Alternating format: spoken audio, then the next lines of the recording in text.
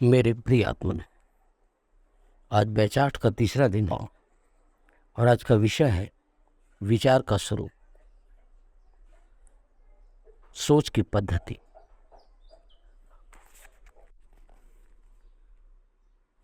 हमारी सोच हमारे जीवन को कैसे दिशा देती है।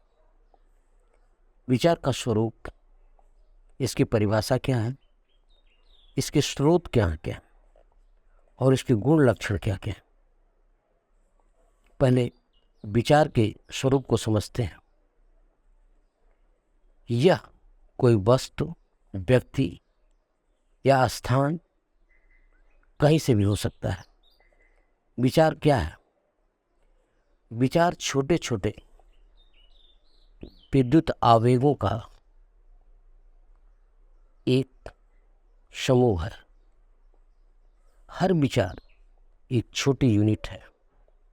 विचार आपके मस्तिष्क से पैदा होता है। हर व्यक्ति के मस्तिष्क से विचार जन्म लेता ही रहता है। विचारों के और कौन कौन से स्रोत हैं? यह आपका व्यक्तिगत अनुभव हो सकता है, यह आपकी सामाजिक स्थिति, सोशल कंडीशनिंग के अनुसार हो सकता है। स्रोत कोई हो सकता है। एक विचार पैदा हो जाता है। इसके क्या लक्षण हैं? यह धनात्मक हो सकते हैं, ऋणात्मक हो सकते हैं, विध्वंसात्मक हो सकते हैं, उदासीन हो सकते हैं, चेतन हो सकते हैं, अचेतन हो सकते हैं, तार्किक हो सकते हैं और अतार्किक हो सकते हैं। थर्ड जनरेशन विचारों का प्रादुर्भाव, इसके भी 3 खंड हैं। प्रथम खंड में अगर देखेंगे तो पहला आता है बाह्य उत्तेजना, एक्सटर्नल स्टिमुली। जब हम कुछ देखते हैं तो विचार पैदा हो जाता है। जब सुनते हैं तो भी विचार पैदा हो जाता है। जब कुछ स्पर्श करते हैं तो भी विचार पैदा हो जाता है। और जब महसूस करते हैं तब भी विचार पैदा हो जाता है। विचार बोलते हैं और विचारों का जो है आंतरिक जुड़ाव, इंटरनल एसोसिएशन, आपकी यादों में पीछे से कुछ पड़ा रहता है। अगर यह आवाज़ और आपकी याददाश्त जब दोनों मिलते हैं, विचार एक नया रूप ले लेता है। हमारा एक मस्तिष्क एक जनरेटर की तरह से है। इसका काम है उत्पन्न करना, उत्पन्न करना, उत्पन्न करना। और एक बाह्य उत्तेजना था, दूसरा आंतरिक जुड़ाव था और तीसरा जानबूझकर केंद्रित किया गया इंटेंशनल फोकस। किसी भी वस्तु पर जब हम फोकस करते हैं जानबूझकर, तो नया विचार रूप ले लेता है। एक नया विचार पैदा होता है। हमें विचारों पर कैसे कार्य करना है नहीं सीखते हैं, केवल विचारों को पैदा ही करते रहते हैं। करोड़ों व्यक्ति हर क्षण करोड़ों विचार पैदा करते रहते हैं। पूरा आकाश और पृथ्वी विचारों से भरती रहती है। अब सोचते हैं विचारों का प्रकार, एक सचेतन विचार होती, हर क्षण करोड़ों विचार पैदा करते रहते हैं। पूरा आकाश और पृथ्वी विचारों से भरती रहती है। अब सोचते हैं विचारों का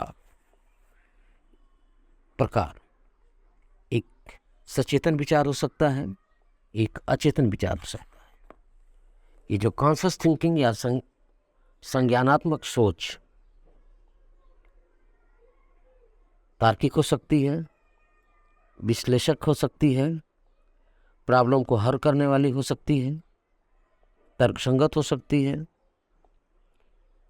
अगर रचनात्मक विचारों के बारे में बात करें, आपके सामने कुछ नहीं है और आपको कल्पना करनी है।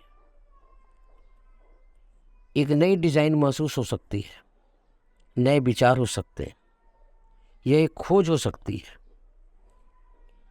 और रेशनल यानी तार्किक और संरचनात्मक जो सोच है वह अकेली है। जबकि अगर सामूहिक सोच में जाते हैं तो एक समूह के रूप में एक नया विचार उठता है और इस पर हम कार्य करते हैं। आप चेतन रहते हैं, और जब अचेतन विचारों के बारे में सोचते हैं तो ये अचेतन विचार या अचेतन सोच पहले जो आती है बैकग्राउंड में चलती रहती है। जो देखते हैं वह सचेतन है और जो नहीं देखते हैं वह अचेतन है। हम मोबाइल को सामने से देखते हैं, इसमें बटन लगा हुआ है, कैसे चलाते हैं, कैसे चार्ज करते हैं, मगर यह अंदर कैसे कार्य करता है, इसके अंदर कौन सी मेमोरी है, कौन सा प्रोसेसर है, यह हमें नहीं पता है। इसी प्रकार अचेतन सोच भी 3 प्रकार की होती है। एक स्वप्नवत होती है, जो स्वप्न में अचेतन सोच आती है। एक इंट्यूशनल अंतर्प्रेरणा के द्वारा आती है, और तीसरी जो है स्वचालित होती है। स्वप्न में भी विचार पैदा होते हैं और ख़त्म हो जाते हैं। आपके पास बड़ी समस्या है, इसका हल नहीं निकलता है, सोचते हैं, सोने चले जाते हैं, और जब सवेरा होता है इसका हल स्वतः आपको प्राप्त हो जाता है। स्वप्न में भी यह कार्य चलता रहता है।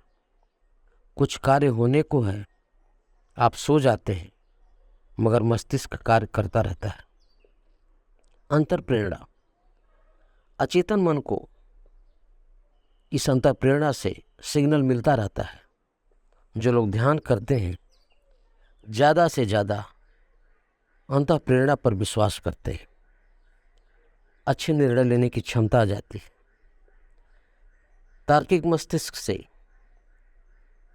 या संज्ञानात्मक मस्तिष्क पर जाइए, यहाँ से अंतःप्रेरणा वाले मस्तिष्क पर जाइए। इन व्यक्तियों को दूसरे पर निर्भर नहीं रहना पड़ता है और इनको सारे उत्तर मिलते रहते हैं। तो इस प्रकार से आज हमने जो है विचारों की